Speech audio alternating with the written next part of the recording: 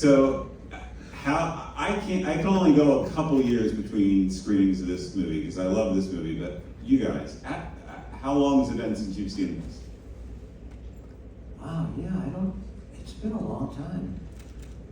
But the funny thing was, it must have been 10 or so, or maybe more years ago, my son and his friends saw it at a festival, but I didn't watch it. But as they came out, I said to my son, so, what'd you think? He goes, yeah, it was great, but who's Mink?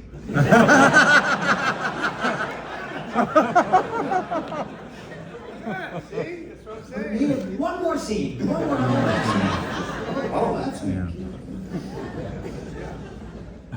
They had trouble writing this script because I knew Fran and Joel was telling me that they're writing a role for me and blah blah blah, but they could never finish it, and they had writer's block. And in the middle of it, they put it aside and they wrote Barton Fink in the middle of it. Amazing. And that's why it said I look, Barton Arms. Barton Barton Arms. Arms, Yeah. So there you go. Oh, we finally got our scene together in Barton Fink. You're right. Yeah. So you knew Fran. So I want to hear about the prehistory of this movie a little bit, about how you guys came to the Coens and came to this movie. I knew Fran. I went to Yale Drama School with her, and so we sort of, became a little friendly with Joel, and he would come see me in various plays and things like that. And I think before this, I was in a couple of movies, To Live and Die in L.A., and then Five Corners. So that's how I know Joel, and then I met him. How about you, Steve? I did not know them. I didn't know John. I auditioned for the film, and they, I could hear them laughing, and there was like 5 pages of like dialogue, and I'm like, all right, I just got to do it fast.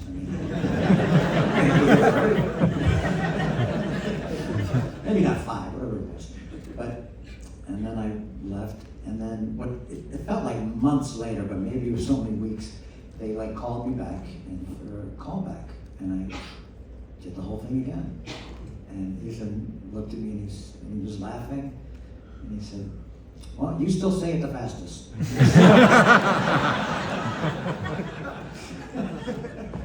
And they gave me the job. Well, I read somewhere that you had auditioned for a different part. For the Swede? Was this? No.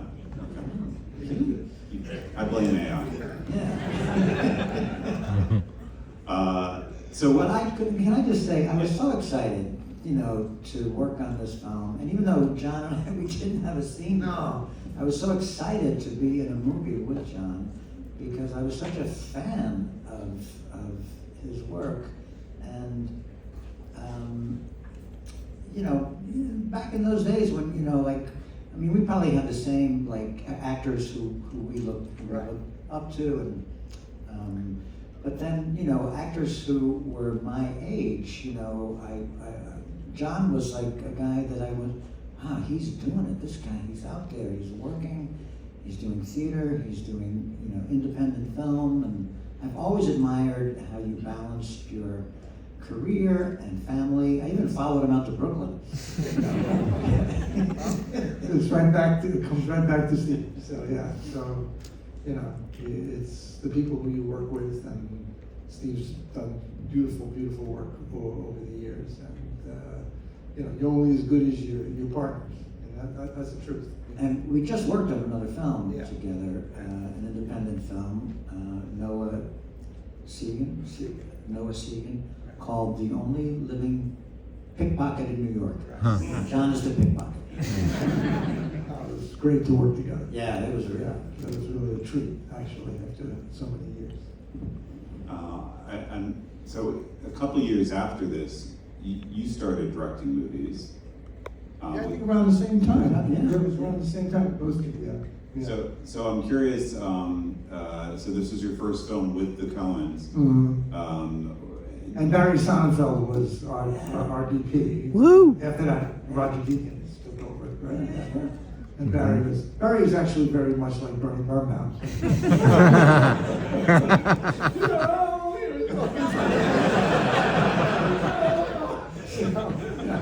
Well, who were the inspirations for this? For this character, after I wrote it, I realized it was sort of like Faust, the devil and Faust. And I was looking at pictures of Leopold and Loeb, and there was one I wanted to look like, I think it was Loeb, with the hair, it was the right period. And then I kept trying to, find different people, and, read some of those old Raymond Chandler stories, and Red Harvest. And basically, the real inspiration was someone that we both know very well, is my accountant. Abe Altman. Abe did the entire role for me in Yiddish. Wow. He translated it because I figured the guy would know Yiddish. And that laugh and those shoulders, Abe's very small and very honest. But I used a lot of Abe. And, I even see it because that's how he like he's gonna get hit. And actually, Steve worked. Yeah, absolutely. Yeah. And he's a very honest guy. He didn't rob us. So very important. yeah. So that was a big And then Albert Finney came in late because it was written for someone else who was in Raising Arizona. Right. Yeah. And he died in pre-production. Oh, wow. Unfortunately, tragically. And Albert Finney just sort of Yeah, swooped he in. came in late, yeah. Yeah, Nick came in and he was Amazing. Albert Finney. So strong, yeah. So this was shot at least somewhat in New Orleans, right? whole All in thing. New Orleans? Yeah, Well, yeah, Even the interiors and everything. I mean, Yeah, yeah. yeah, the whole thing. So how long were you guys in New Orleans for this shoot? I was there for 4 days. You didn't stick around waiting for the love scene I know. that needed to happen? We were back and forth. But it was a long shoot, for Gabrielle and John Polito and Albert and Oh, Marsha. God, John Polito. Yeah, he was Just great. kills me. The great John Polito. Yeah, he was. I really enjoyed it. He was. It was a really wonderful cast of people, and they storyboard everything. Steve can tell you. Yeah, they plan everything. Everything. Yeah. So I was curious about their process, and I don't know if it's changed over the years, but what ends up on the screen is very precise, and it seems everything is very purposeful, from the production design and the camera movements and the blocking and everything, and the language is obviously extremely, everything just works in this movie. What was the process from the script to the first day of shooting? Were there a lot of rehearsals? Was there opportunity for you guys to kind of contribute, say things about your accountant, or other things you wanted to contribute, or how does that work with them in terms of collaborative sharing? I mean, they don't really talk much about character, or I don't know, maybe it's different for John, but every time I work with them, they just kind of, leave it up to the actor, and to, it made a real weird feeling because they are so precise, their words are so, you don't want to change a word, but yet within that structure, I've always felt like I had freedom to try things and to, and they seem, they love actors, so, it just makes you, it just inspires you to want to try things. And then they just sort of, guide you, and I never felt, what was funny? Seeing just only Joel's name as director. Right. Mm-hmm. That kind of threw me. Right. And I forget that, for years, Joel took the director credit and Ethan took the producer credit, but they really both direct, and it was never, conflicting direction, for brothers, they really get along. Yeah.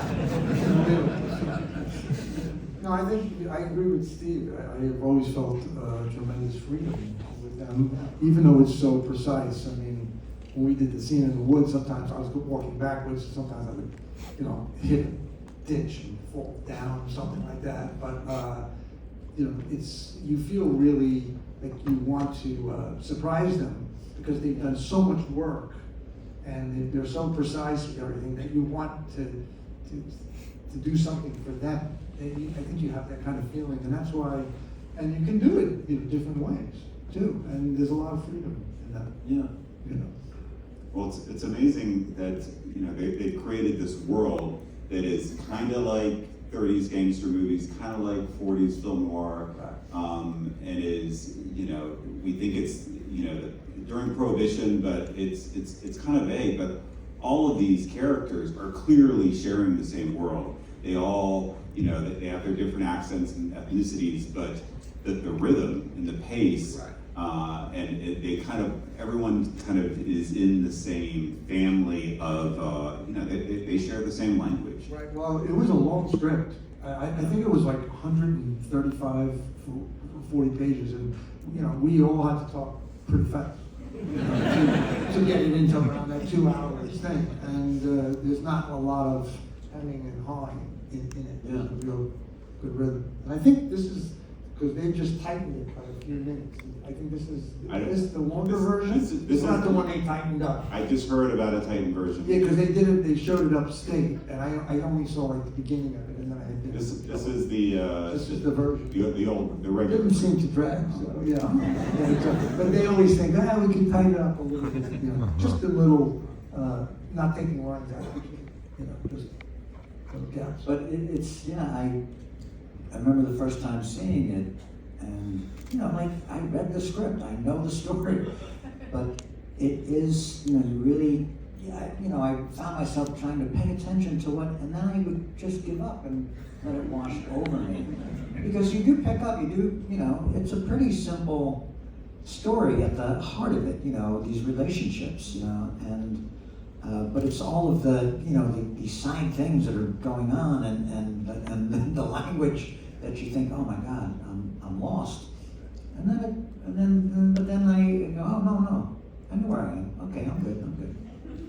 And it's such an entertaining film, and quite moving. I always forget how moving it is too.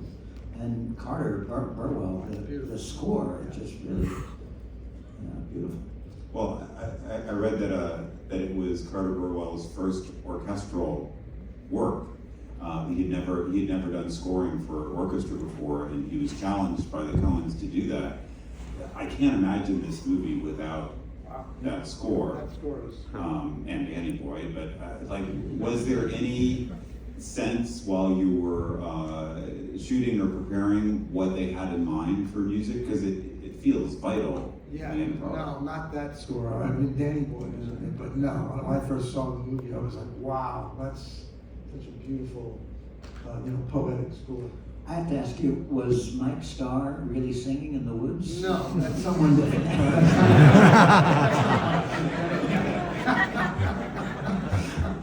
No. We know all these guys, and so many people we all know. I don't think that, because it was on his back. Yeah. You know that, yeah. So Steve, when I was coming back to the movie this time, I realized I remember Mink being in the movie more. Mink isn't in the movie very much, but his relationships with the Dane and with Bernie are vital, and the kind of secrecy and the lying about that is really underpinning all of the kind of critical alliances and betrayals for the rest of the movie. And so even though Mink he's there in spirit, he's causing a lot of the havoc throughout the movie, even if he isn't physically there. I actually forgot about the phone calls. When I was watching it, there was like the streetcar going by, and I'm like, hey, no, I can't even hear me.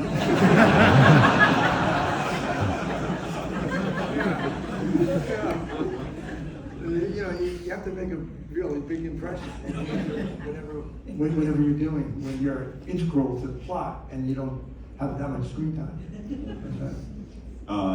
So was there a backstory for Mink? ahead, Steve. I've been waiting all these years. Backstory. What the hell is it? It wasn't my backstory. How did he gain meat? Obviously, I think between Bernie and the Dane, he preferred Bernie. But he was afraid of the Dane. Maybe he liked that danger. Maybe he liked that. I don't know. Just kind of figure out. This is a whole other movie. Dave's dead and Bernie's dead. I mean, this is, this gets my mind going.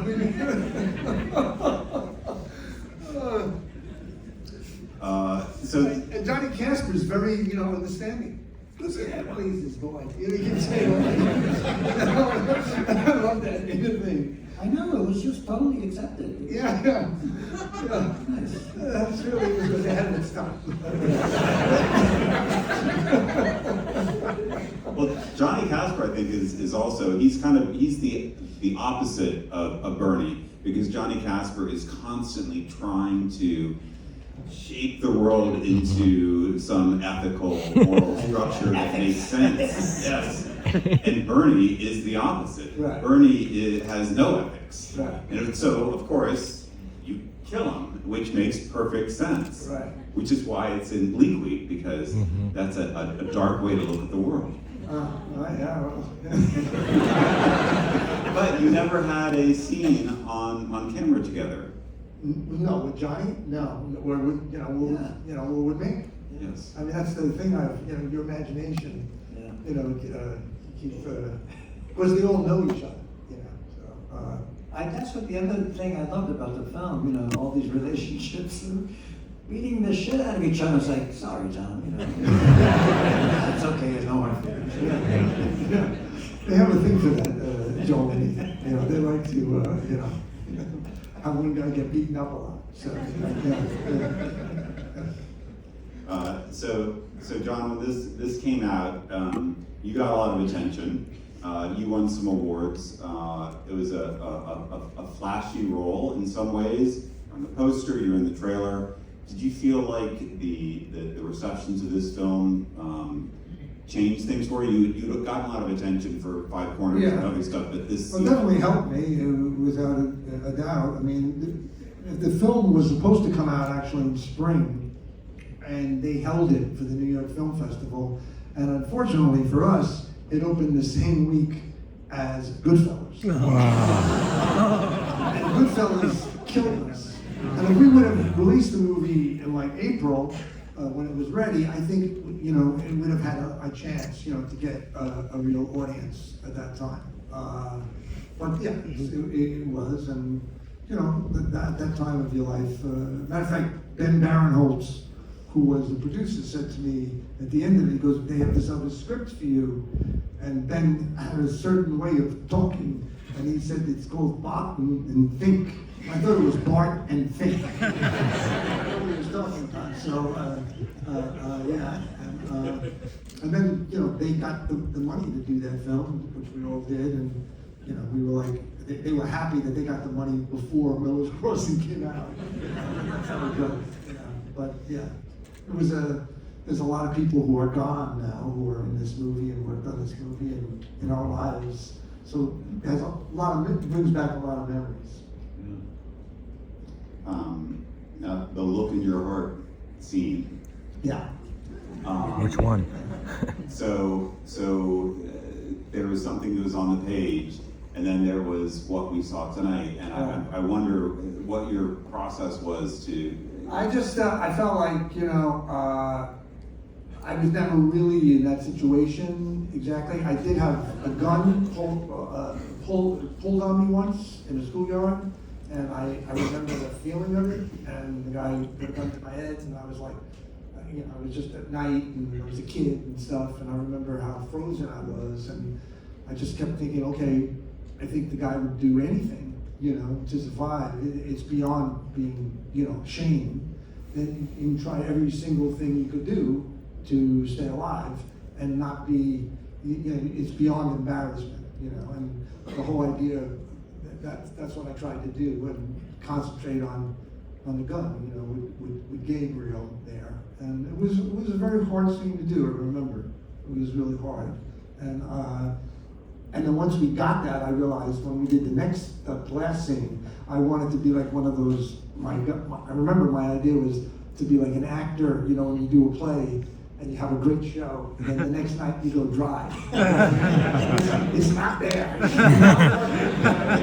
that was the idea. And I think it actually comes across. It's like, yeah, it's trying. It's not going to work. But that wouldn't work unless the first one really has a real sort of primitive expression, you know, to it. So. Yeah, it's such an iconic scene. That's the way they put it together. Yes. Yeah. So Steve, so after this, you were in Barton Fink, of course. You've done other movies with the Coens, but this was the beginning of your relationship with them. Did you feel like you were?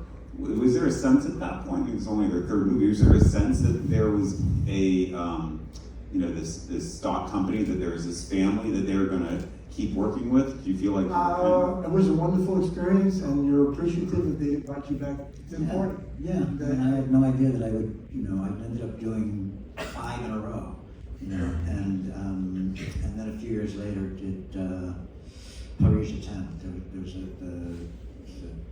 film with 10 shorts of different directors, and I was in that. I did a radio play with them once too, like a staged radio play, and I didn't know, but it was just great. It was just wonderful, and it's true. They work on they had these ideas and scripts, and they told me about Fargo. I think kind of during Barton Fink, but it took them a while to get to it, and I was so excited about it, but it was. But you just have to be patient, and but to work with them is just a dream. Yeah, I said that. So in New Orleans, you were there for a couple of days. You were there for a good while longer. Was it? Was there some studio setups, or is it really just all location? It was a lot of the sets were in the studio, and then it was locations. I was in a lot of places at night. I would go out with Albert Finney, and he was sort of the mayor of New Orleans. He still had that Tom Jones quality, So, he was great, a lot of fun to be with. Yeah. And you said that he came in pretty late, so he had very little prep time. He had a little prep time, and I remember talking to him once, and he said to me, because he was going to do a movie that I did, which I'm not going to name, and he didn't like the director, and he said, always sit down with the director and always have a meal with them. And if you like, how the meal goes, he goes, that's a good, clue that if you can work together or not. And he was a lovely person, and very, supportive of everybody. Well, and I think that the relationship between him and Gabriel, that's in some ways it's like that's the kind of heartstring. I mean, that's kind of the love story at the heart of the movie. That's right. That's exactly right.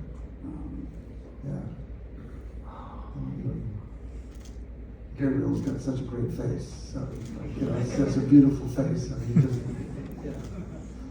and he gets pounded. He gets pounded, but he heals very quickly. I think the cigarettes and the constant whiskey help. Marcia Gay Harden, man. Yeah. What a performance. That's one of our first movies. Yeah. That's right. No one was staying in character off screen. It's not that kind of. No, we have. I didn't. No. I remember John Polito saying something. We did a rehearsal, and I did something, and John Polito kept saying to me, "You're not going to do it like that, are you?" You know what I'm saying? I was like, he was just fooling around, But John was a really funny guy, and I love. He's a special guy. You mentioned the Dashiell Hammett stories that Coens have talked about being inspirations. Were there were there specific movies or characters that you guys were thinking about? Because this is clearly like, you know, ripped from all sorts of stylistic traditions that we all know, but I'm curious, did you go back to any? Well, I mean, Steve and I grew up. We grew up on these movies. We grew up on You know, there was no need to research for me, like anything, you know, it was just like, wow, who would play this part if they did this? You were Alicia Cook Jr. Well, I was gonna say him or Peter Lorre. There you go. know, it's, Yeah, I mean, not that I was trying to do them, but it was just like, you just get this feeling like, oh yeah, this is the style. right. And those movies, you know, people get on with it. They get on with it. You know, James Cagney gets on with it. You know. Yeah. Edward G. Robinson. You know, I was thinking, there's the wonderful film, God, now I'm going to blank on it. It's the one where James Cagney is with the Maori boys. Oh, Angels with Dirty Faces. Angels with Dirty Faces. And at the end of the movie, he goes to the electric chair, and I'm going to ruin the movie for you. At the end, Pat O'Brien asks him. He's a priest. He's a priest. They're best friends, and James Cagney is a criminal. And the Bowery boys, or the dead end kids, Right. they like look up to him, you know, and they want to be like him. And so Pat O'Brien says to James Cagney, I know you're going to be executed. These kids look up to you. It would mean a lot if you would die a coward, so that they don't look up to you anymore. James Cagney, I can't do that. I ain't asking too much of you. But then he does it, and you don't know if he's really a coward, if he really gets scared, or if he is doing it, you know. And that's, you know, I'm reminded of that when you're in the woods. Even the first time, I'm like, is he just, you know, and I don't know, he means it. Yeah. Does he mean it? You know, Yeah. And you don't actually see James Cagney when he does it. It's a beautiful shot. You just see like a shadow. Yeah. So that's one of the greats. Right? Yeah, It's a great such a movie. great. Yeah. Well, this is one of the greats too, and I want to thank you guys for being here and working this out.